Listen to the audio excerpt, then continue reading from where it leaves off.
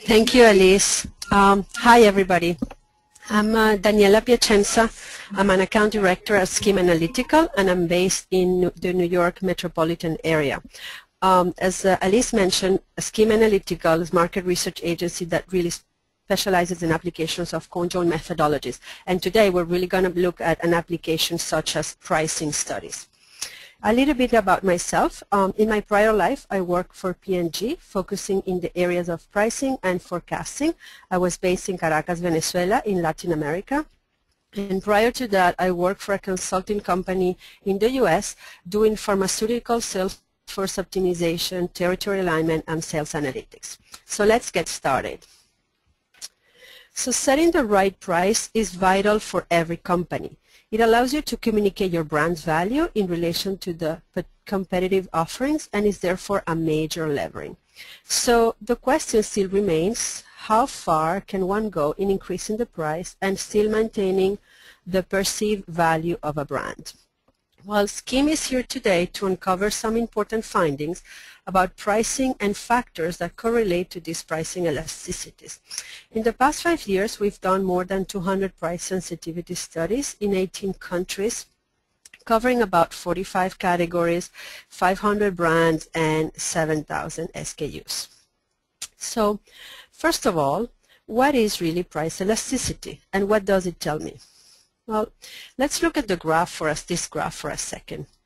If you observe the price $3.49 and you decide to increase your price at $3.99, you all of a sudden notice that your volume, which was about 4.6 share points, goes to about 4.5 points. But if you go from a price of $3.49 and you decrease your price to $2.99, you notice that your volume increases from 4.6 to about 5.3, 5.4. So clearly, this 50 cents increase or this 50 cents decrease impact your volume very differently. So how can I quantify and reflect this bigger impact or the smaller impact? Well, one way would be to graph really the change in volume share, and in such a way it would be easier to say when you increase price or when you decrease price, then you notice that this is about a 2% change in volume, relative change in volume, or if you decrease price, this would be about a 15% change in share.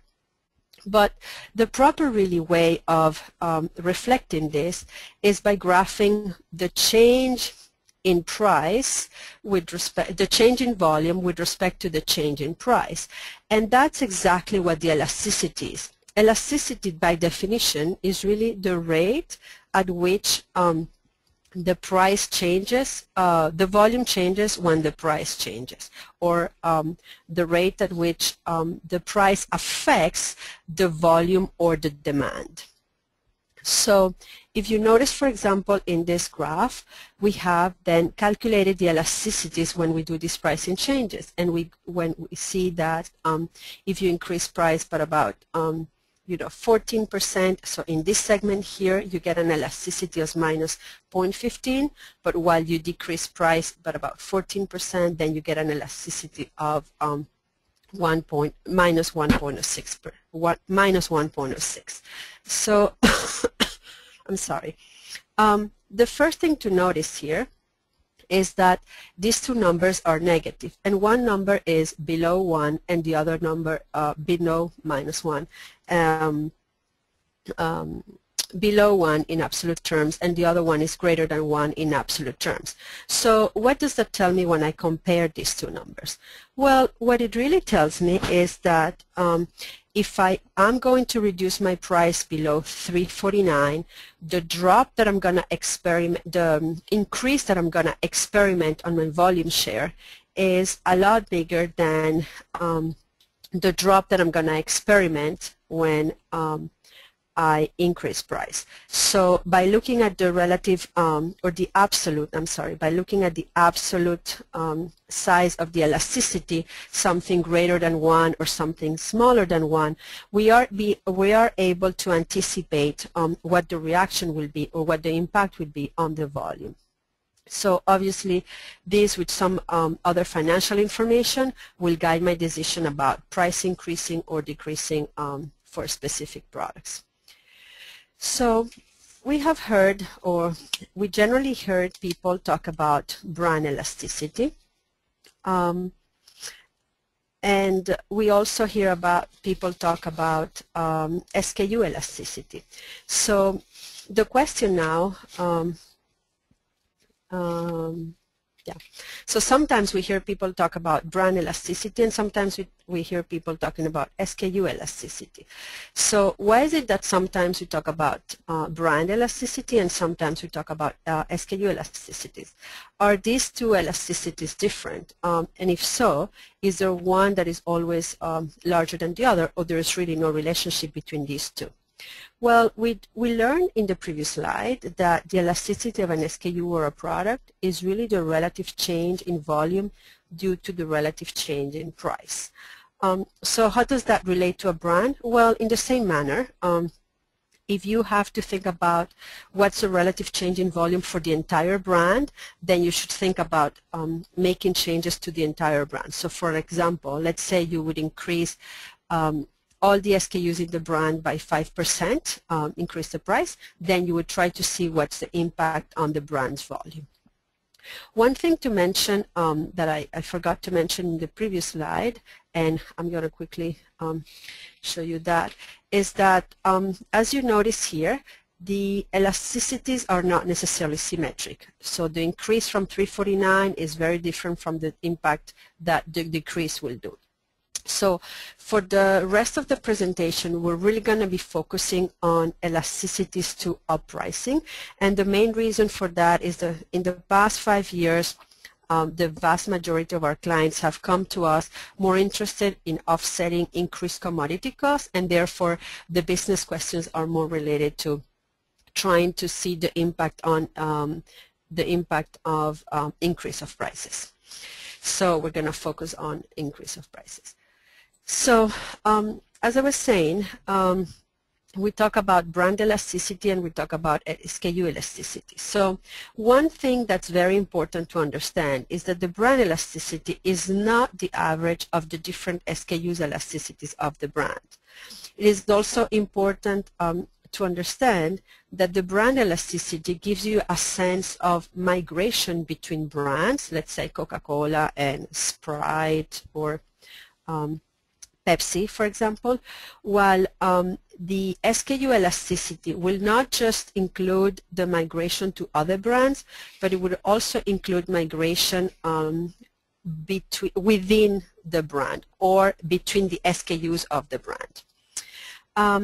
It is also relevant to mention that the SKU elasticity is always bigger than the brand elasticity. When you have a relatively high SKU elasticity, or when you have relatively high SKU elasticities within a brand, but very low brand elasticity, what this really means is that there is a strong halo brand effect that makes the brand resilient to price changes. But it does have, or because it actually has very strong interactions between the SKUs of the brand. So basically, by increasing the price of one of the SKUs, people may switch to all the other SKUs in the brand instead of switching to a different brand. So you will also see that throughout this presentation, we have been looking at both the SKU as well as the brand elasticities. So today, we will be exploring how certain factors drive price elasticity. So for example, what can we expect when we compare elasticities across retail channels or distribution channels? Or what can we expect from products in specific categories? How do these compare? Or, for example, what would happen to the elasticity, or how does the elasticity compare when we look at different sizes of the same product? Or what happened if we look at different price tiers, or different premium tier, medium tier, etc. So we'll be looking at this as drivers of the elasticities and the relation to those. So the first one is, are there really differences across channels? Well, when we look at the distribution channels, we learn that there are clear differences in shopper sensitivity to prices between the different distribution channels. In the US, for example, we have seen that the products sold at clubs are generally higher than the elasticities seen in the mass channel, and those are higher than the ones that are seen in the food channel. And then the drug channel, such as Walgreens and CVS, is definitely the smallest. And specialty stores, such as pet food, for example, stores, exhibit also one of the lowest elasticities in the market. So what happened is, first of all, club prices in general are higher just because the packages are bigger, so therefore the price points are much higher in general. So when we consider any increment of price, what happened is we're not talking about few cents. We're probably talking about a couple of dollars, $5. So the change in prices are necessarily going to be more noticeable. The second thing is that shoppers in clubs are really shopping in clubs because they look for value and quantity. That's the main reason why they even pay a registration to be part of a club. So therefore, they're more conscious about prices. Also, mass retailers such as, for example, Walmart and Target follow an everyday low price strategy, an EDLP strategy. And therefore, people that shop at those retailers tend to be price conscious. Food and drug, however, represent more of a convenience and therefore tend to exhibit the lower sensitivities among its consumers or shoppers.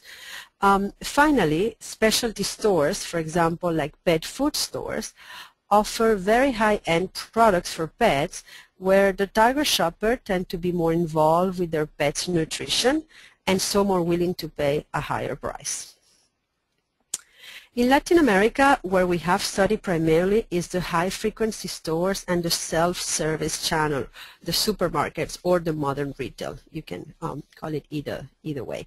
So what we have noticed is that the modern retail or self-service channel, in general, shoppers there are more sensitive than in the HFS or the high-frequency stores. So what happened here is that in the high-frequency stores, you don't really have many options. In general, you have very few brands or few SKUs. In many cases, even, the SKU is, you only have one SKU per brand, so the SKU is really the brand. Therefore, there's not much switching to be expected between the SKUs.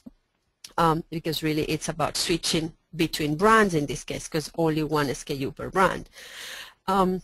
Also, and additionally, this channel, HFS, functions as a convenience store because of the location, is those small stores at the corner, for example, and therefore products there are bought much more because they're needed at the moment. So there's really not much about to be thinking in terms of price impact. Is really like a need, a convenience, and it's also sometimes function as a refill in between big grocery shopping trips. So really all of this impacts the sensitivity of consumers to prices or shoppers to prices, and therefore it's reflected on the elasticities to be lower in this channel. In Europe, the situation is similar to the US in countries such as, for example, Spain or the UK, where discounter retailers are similar to US mass channels. So, for example, Mercadona in Spain is relatively similar to, for example, a Walmart or a Target because they also follow everyday low price strategies. And then, of course, there are the supermarkets and hypermarkets, which are more or less corresponding to the food channel in the US. We also saw in Europe then that the elasticities for the mass channel in general are are more elastic, or the sensitivity is higher among consumers there than it would be for supermarkets and hypermarkets. In other countries, such as, for example, Turkey and Russia, the situation is a lot more similar to what happens in Latin America. So there the channels are more like a modern retail versus an HFS. So supermarkets versus like small stores, and therefore there again, what we observe is the elasticities at the supermarkets are higher, or the sensitivity among consumers is higher in supermarkets than it is in HFS. So you may be wondering, so how is this important, or what can we do with this? Well, in retail channels where there is more competition, or there is more focus on lower prices, or on bigger formats. So, for example, either the mass channel, you know, like Walmart or Target, or for example, Sam's, which is the clubs. It will be much harder to increase prices versus what it would be in a convenience store or a drugstore, for example, because we know the convenience will matter, and also the choices there will be more limited in terms of assortment as well as pack sizes. One other element that we explored in this meta-analysis was the category to which each of these products belong to. We thought that food or edible products would be in general less elastic than, say, for example, personal care products, or even less than household items. However, we realized that that was not necessarily the case, as evidenced by looking at the elasticities across these three broad categories. So the pattern there was not exactly the same when we look at the SKU and we look at the brand elasticities. So by looking at this a little bit more deeply and looking at the elasticities for each of these different products within these different categories, we realized that the level of involvement with the category seemed to play a role. And by level of involvement, what we really mean is the extent to which a consumer is involved or at risk with a particular product, and therefore it relates to what extent does the consumer, the shopper, spends more time and energy selecting the product. So what we realize is that it's not about the category, but it's about the level of involvement. So what we saw is that products in high involvement group, for example, products such as pregnancy or ovulation test or hair color, for example, had an average elasticity of, let's say, 1.05 versus products that were in the low or medium involvement category where they had an SKU elasticity of minus 1.21. So products, for example, like mayo, pasta sauce, bleach, laundry detergent are all products that would be considered in the low or medium involvement category. So how is this relevant, or how can we use this information?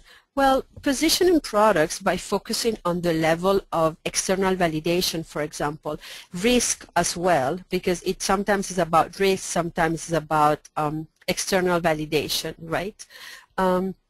So positioning products by focusing on these two things will make products to be more relevant in the mind of the consumer, and will require them to treat this as if they were really indeed high involvement category. So it's just to be able to give it a little bit of a spin and make it more as if it's relevant for the consumer, exploiting the risk factor or the external validation factor.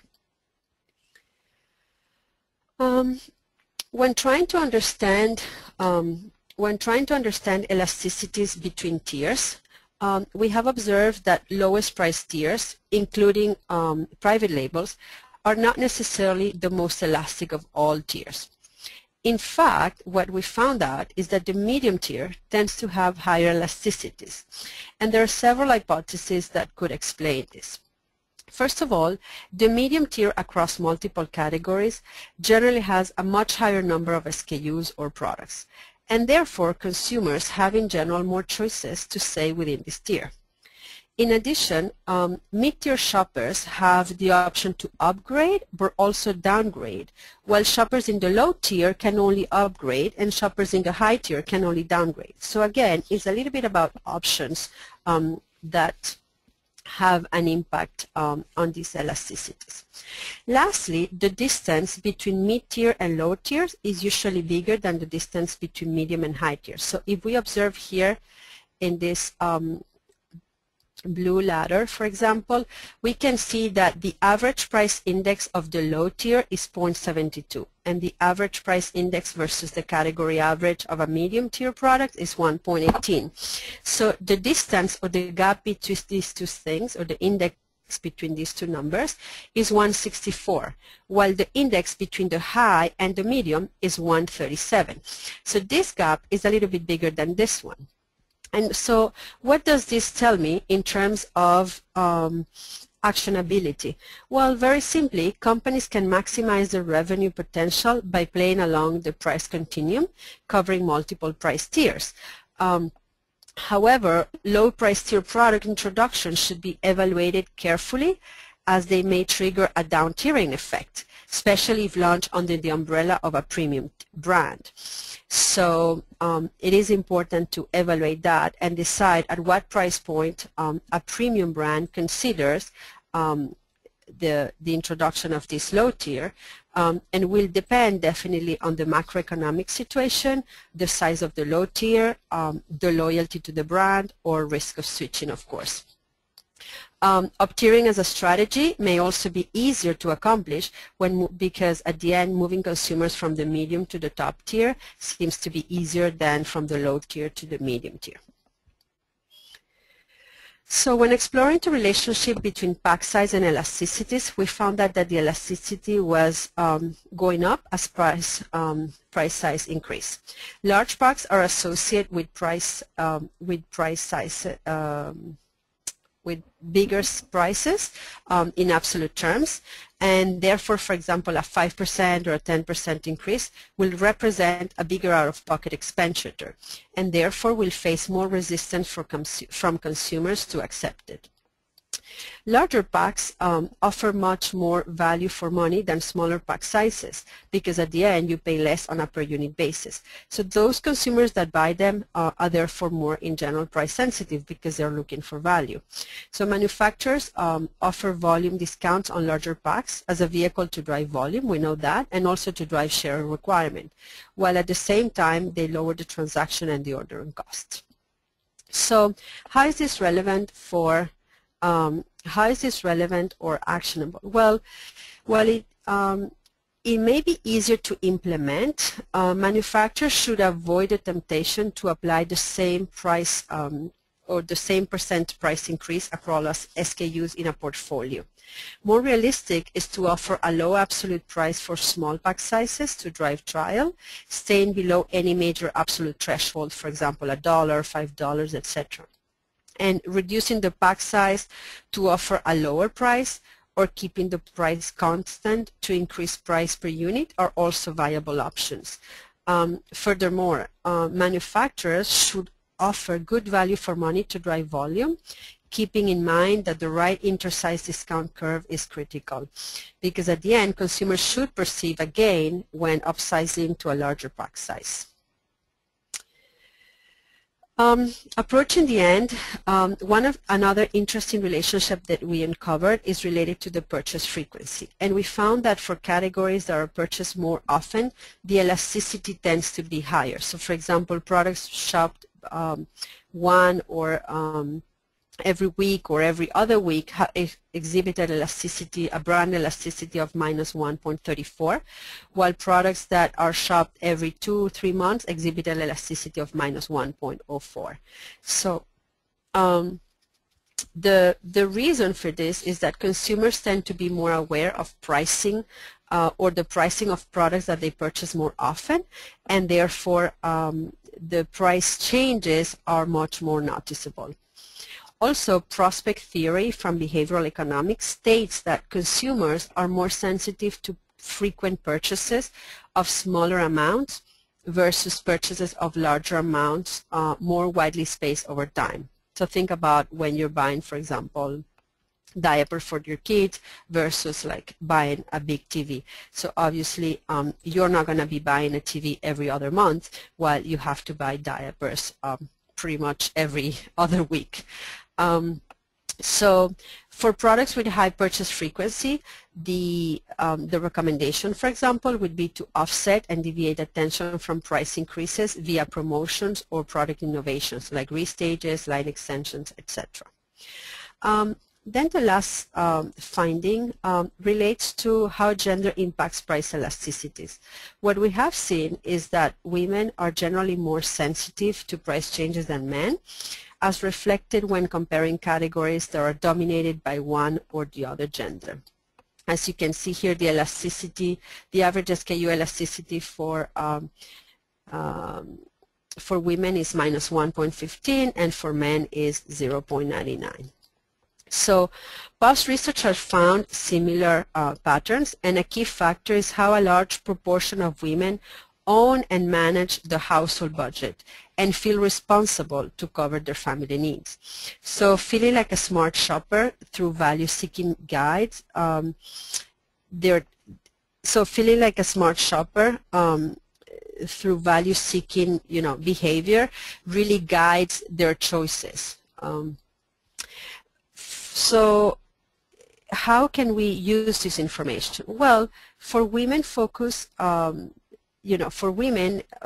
more on promotions, for example, or on rebates, also through loyalty programs to fuel their value-seeking behavior, and at the same time strengthening the connection with the brands. For main-dominated categories, for example, APDO for males, companies can take bigger risks when it comes to price increases. So with that, what have we learned today? Well, at the end, when it comes to increasing the price of your products, we know that the retail channel matters. The purchase involvement and the frequency of the shopper matters. The size of the packs matters. The price tier to which the product belongs matters, and the gender of the shopper also matters. So at SKIM, we can help you tailor your pricing strategy, taking all of these factors into consideration. Thank you very much, and I hope you enjoy the webinar.